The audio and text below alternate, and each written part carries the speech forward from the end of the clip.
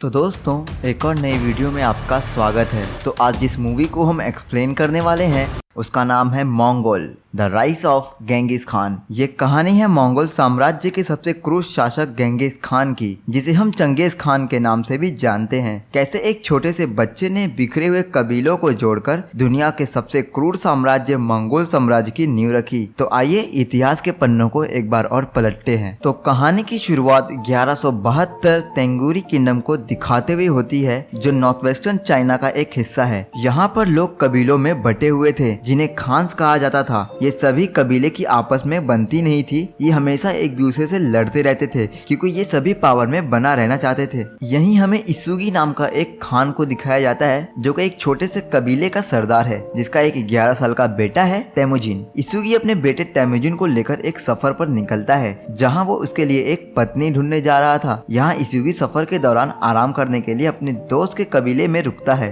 यहाँ तेमुजिन अपने घोड़े को बांध रहा होता है, तभी वहाँ एक लड़की आती है जिसका नाम है बोर्टे। वो तेमुजिन से पूछती है कि तुम यहाँ क्या कर रहे हो, जिस पर तेमुजिन बताता है मेरे पिता और मैं मेरे लिए पत्नी ढूंढने निकले हैं। जिस पर बोर्टे कहती है ऐसा है तो तुम मुझसे ही शादी कर लो, जो बोलकर वो वहाँ से चली जाती है। रात में जब तेमुजिन अपने पिता के साथ बैठा था तब उसके पिता उससे कहते हैं मैं तुम्हारी शादी एक बहुत ही शक्तिशाली कबीले में करूंगा, जिससे हमारे कबीले की ताकत और बढ़ जाएगी। जिस पर तेमुजिन कहता है मैं अपने लिए लड़की खुद ढूंढ लूंगा। उसका बोल्ड रिप्लाई सुनकर उसके फादर बहुत खुश होते हैं और उसे उनके दोस्त के कबीले में एक लड़की चुनने कहते हैं। सुबह होते ही इसुगी उस कबीले की बहुत सारी लड़कियों को लाइन में खड़ा करके उनके पैर देखने लगता है, क्योंकि इनमें मान्यता है कि जिस भी लड़की का पैर मजबूत होता है वो लड़की अपने पति को हमेशा खुश रखती है। जिसके बाद तेमुजिन सभी लड़कियों को देखता है और अंत में बोर्टे को ही अपनी पत्नी के रूप में चुनता है। अब इन दोनों की शादी कर दी जाती है, लेकिन इनके रस्म के हिसाब से वो दोनों 5 साल के बाद ही एक दूसरे के साथ रह सकते हैं। शादी के बाद इसुगी और उसके कबीले के लोग वापस अपने कबीले की तरफ जाने लगते हैं। जाने से पहले तेमुजिन बोर्टे को एक हार देते हुए कहता है वो बहुत जल्द उसे लेने आएगा। जिसके बाद वो लोग वहाँ से निकल जाते हैं।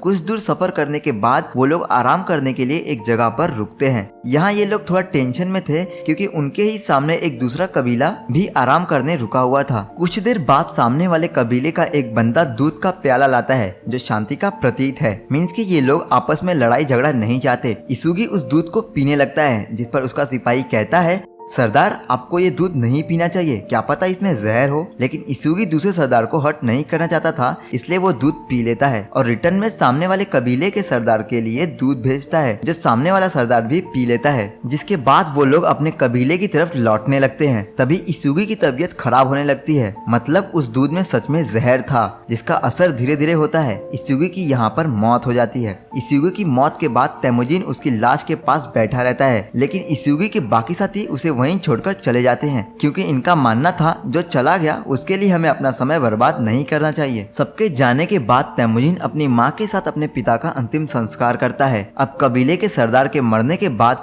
उसका सबसे खास सैनिक तारगुटाई कबीले की कमांड अपने हाथों में लेता है। वो इसुगी की सारी दौलत भी उसकी बीवी से छीन लेता है, जिस पर इसुगी की बीवी उसे बद्दुआ देते हुए कहती है मेरा बेटा जब भी बड़ा होगा वो तेरे पतन का कारण बनेगा। जो सुनकर तारगुटाई भी सोच में पड़ जाता है। अब वो तेमुजिन को मारने उसकी ओर बढ़ता है, लेकिन मंगोलों में एक नियम था जिस बच्चे का कद बैलगाड़ी के पहिए से छोटा होगा कोई भी सैनिक उसे मार नहीं सकता। तेमुजिन का कद नापने पर उसका कद पहिए से कम था, इसलिए मजबूरी में उसे तेमुजिन को छोड़ना पड़ता है।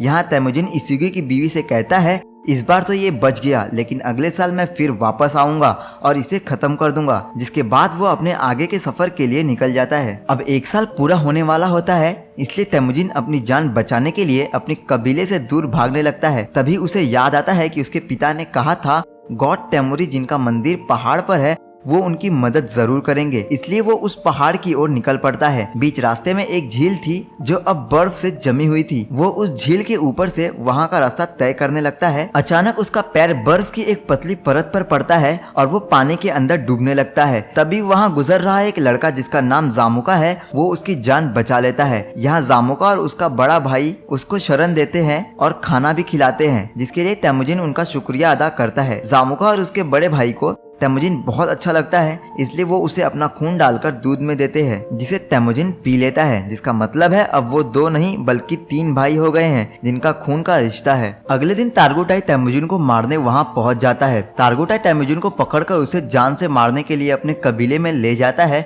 वो उसे पकड़कर उस पहिए से नापता है, लेकिन तेमुजिन अब भी उस पहिए से छोटा था, इसलिए तारगुटाई उसे बंदी बनाकर रख लेता है ताकि जब तेमुजिन का कद पहिए से बड़ा हो जाए तो वो उसे मार दे। तेमुजिन को इस हाल में देखकर कबीले में एक बुढ़े आदमी को उस पर बहुत तरस आता है, इसलिए वो उसका बहुत ख्याल रखता है और उसे अक्सर खाना खिलाता है। तारगुटाई भी थोड़े थोड़े दिनों पर आकर तेमुजिन का कद नापते रहता था ताकि वो तेमुजिन का किस्सा खत्म कर सके। एक दिन बहुत तेज तूफानी बारिश होती है, जिस कारण कबीले के सभी लोग अपनी अपनी झोपड़ी में चले जाते हैं, जो देखकर वो बुढ़ा आदमी तेमुजिन को कैद से आजाद कर देता है। आजाद होने के बाद तेमुजिन तेजी से वहाँ से भागता है। उसके कंधे पर लकड़ी का एक फंदा भी था, जिसके बावजूद वो अपनी जान बचाने के लिए अपने पिता की बताई हुई जगह पर पहुँचता है, जो एक बहुत बड़े पहाड़ पर था। वहाँ वो गॉड टेमुरी से प्रार्थना करता है, जिसके बाद वहाँ एक सफेद रंग का भेड़िया दिखता है, जो कि इस बात का प्रतीक है कि गॉड टेमुरी ने उसकी प्रार्थना सुन ली, जिसके बाद उसका लकड़ी का फंदा भी अपने आप खुल जाता है। यहाँ पर फिर सीन कट होता है और हमें 13 साल के बाद का दिखाया जाता है। अब तेमुजिन छोटे बच्चे से एक नौजवान लड़का हो गया है, लेकिन अब भी वो तारगुटाई से अपनी जान बचाता फिर रहा है। तारगुटाई के लोग सालों से उसका पीछा कर रहे हैं, लेकिन अभी तक वो उसे पकड़ नहीं पाए। लेकिन एक दिन आखिर वो तेमुजिन को पकड़ने में कामयाब हो ही जाते हैं। वो उसे पकड़कर फिर से कैदी बना लेते हैं और उसके कंधे पर लकड़ी का फंदा लगा दिया जाता है। अब उसका कद पहिए से ज्यादा हो गया था, इसलिए तारगुटाई उसे जान से मारने आता है, लेकिन वो उसे मारता नहीं है क्योंकि वो उसे जान की भीख मांगता हुआ देखना चाहता था। तेमुजिन कहता है,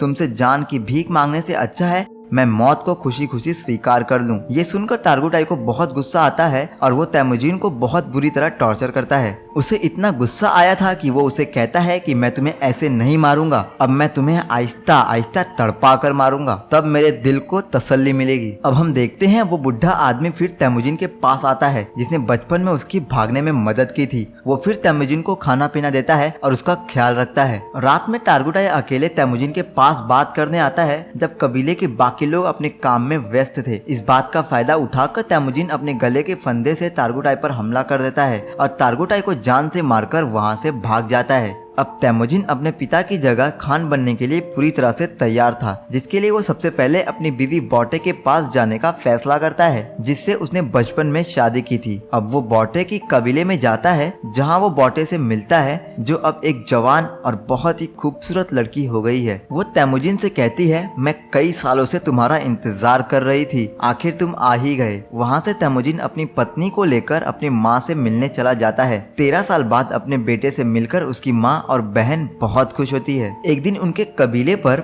मार्किन कबीले के लोग हमला कर देते हैं और वो बोटे को बंदी बनाकर अपने साथ ले जाते हैं, क्योंकि बहुत साल पहले मार्किन ट्राइब के साथ भी उसके पिता ने कुछ ऐसा ही किया था, जिसके बाद उस कबीले के सरदार के बेटे ने कसम खाई थी कि वो भी उनके कबीले के सरदार की पत्नी को बंदी बना लेगा, जो सरदार की पत्नी अब बोटे है। दरअसल वो बोटे को बंदी बनाकर उससे शादी करना चाहता है। तेमुजिन अपनी बीवी को मार्किन खान से आजाद करना चाहता था, जिसके लिए वो अकेला काफी नहीं था, इसलिए वो अपने बचपन के भाई जामुखा के पास मदद मांगने जाता है। जामुखा अब एक बहुत शक्तिशाली कबीले का खान है। वो तेमुजिन की मदद करने के लिए तैयार हो जाता है। हमें मार्किन कबीले से जंग लड़ने के लिए 1 साल तक रुकना होगा, क्योंकि उसे बाकी छोटे कबीलों पर हमला करके उसे अपने अंडर करना था, जिससे उसकी ताकत और बढ़ जाए। समय गुजरता है और 1 साल बीत जाता है। अब वो समय आ जाता है जब तेमुजिन अपने भाई जामुखा के साथ मिलकर मार्किन कबीले पर हमला करता है। इस हमले में तेमुजिन और उसका भाई मार्किन कबीले में सभी सैनिक और कबीले के सरदार को मारकर उनकी चीजें अपने अंडर में लेते हैं। वहीं एक झोपड़ी में तेमुजिन को बोटे मिलती है, जो अब प्रेग्नेंट थी, लेकिन तेमुजिन अपनी बीवी से बहुत प्यार करता था, इसलिए वो उसे इस हाल में भी अपना लेता है।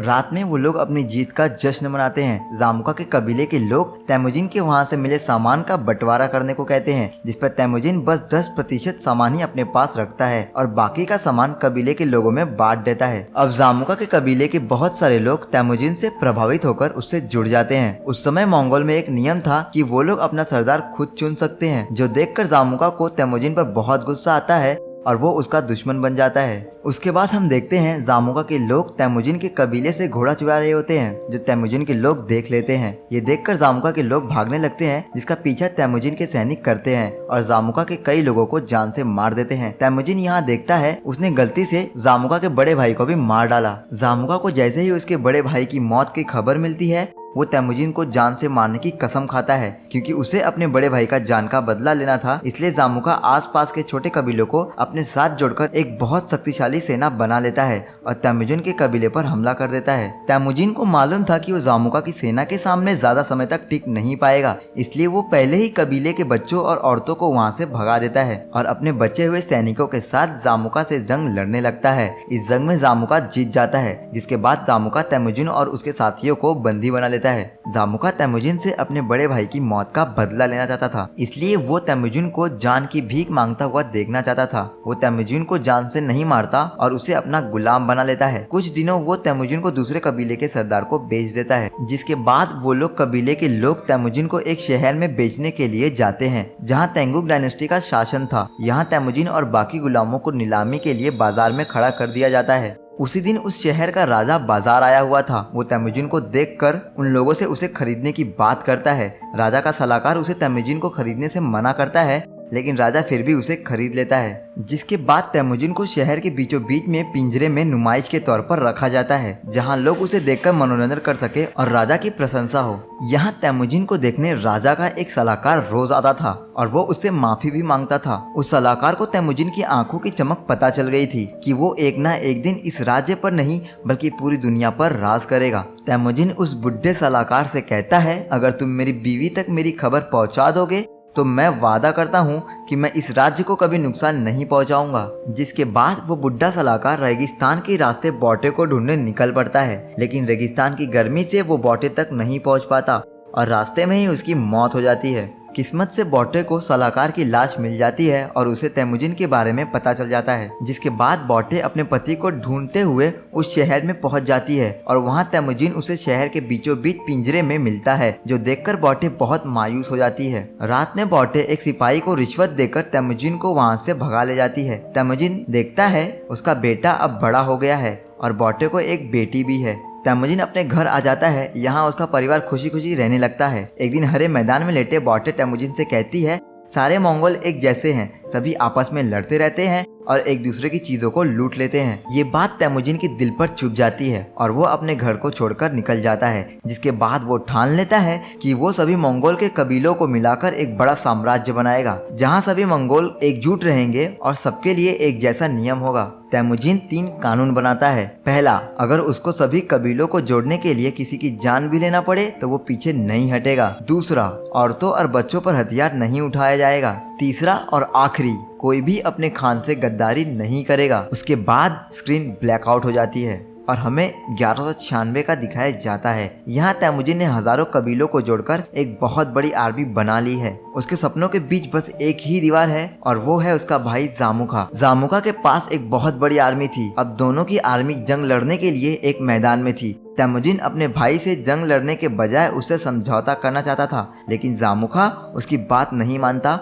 और जंग की शुरुआत कर देता है। घमासान युद्ध के बाद तेमुजिन की सेना की जीत होती है, जिसके बाद जामुका के बचे हुए सैनिक के साथ उसे भी बंदी बना लेता है। यहाँ तेमुजिन को जामुका के कबीले का वो बुढ़ा आदमी मिलता है जिसने कैद में उसकी मदद की थी। तेमुजिन उसे अपना सलाहकार बना लेता है। रात में तेमुजिन जामुका के पास आता है। वो उसे समझाता है, मेरे भाई, हम अब भी एक साथ रह सकते हैं। हमने जबरदस्ती अपनी ताकत बढ़ाने के लिए खुद का बंटवारा कर लिया है और ये चीज हमें ऐसे मोड़ पर लाई है जहां हम एक दूसरे के खून के प्यासे हैं। जिस खून ने हमें अपना बनाया था, आज हम उसे ही बहाना चाहते हैं। जामुका तेमुजिन से कहता है, अगर मैं तुम्हारी जगह रहता तो मैं तुम्हारा नामो निशान मिटा देता। यहाँ हमें पता चलता है कि जामुका अब भी एक छोटे कबीले की तरह सोच रहा था। तेमुजिन अपने भाई को माफ कर देता है और उसे वहाँ से दूर जाने को कहता है। जिसके बाद हम बॉटे को देखते हैं जो तेमुजिन से मिलने आई थी। तेमुजिन अपनी बीवी और बच्चों को काफी दिनों बाद देखकर बहुत खुश हो जाता है, जिसके बाद सीन शिफ्ट होता है और अब हम 1206 का देखते हैं। तेमुजिन यहाँ अब पूरे मंगोल का शासक बन गया है। जिसे अब लोग गेंगिस खान के नाम से जानते हैं। मंगोल का शासक बनने के बाद उसने तेंगुरी डायनेस्टी को पूरी तरह से खत्म कर दिया और पूरी सल्तनत को एक करके बना दिया मंगोलियन एम्पायर। लेकिन उसने उस शहर को कुछ नहीं किया जहां उसे बंदी बनाया गया था, क्योंकि उसने उस बुढ़े सलाहकार को वादा किया था और उसने अपना वादा निभाया भी। आगे चलकर यही शहर बना मंगोल साम्राज्य का शासन का केंद्र, जिसका सिक्का पूरी दुनिया में चलता है। भले ही चंगेज खान ने पूरे मंगोल को एकजुट कर दिया था, लेकिन उसकी सेना ने पूरी दुनिया पर ऐसा कहर ढाया जिसे इतिहास कभी भुला नहीं पाएगा। आज भी लोग चंगेज खान के नाम से सहम जाते हैं। इतिहास के पन्नों में उसका नाम काले अक्षरों में लिखा जाता है। तो दोस्तों, आशा करता हूँ आपको ये एक्सप्लेनेशन पसंद आया होगा, और अगर पसंद आए तो इस वीडियो को लाइक करें और हमारे चैनल को सब्सक्राइब करना ना भूलें। Thank you.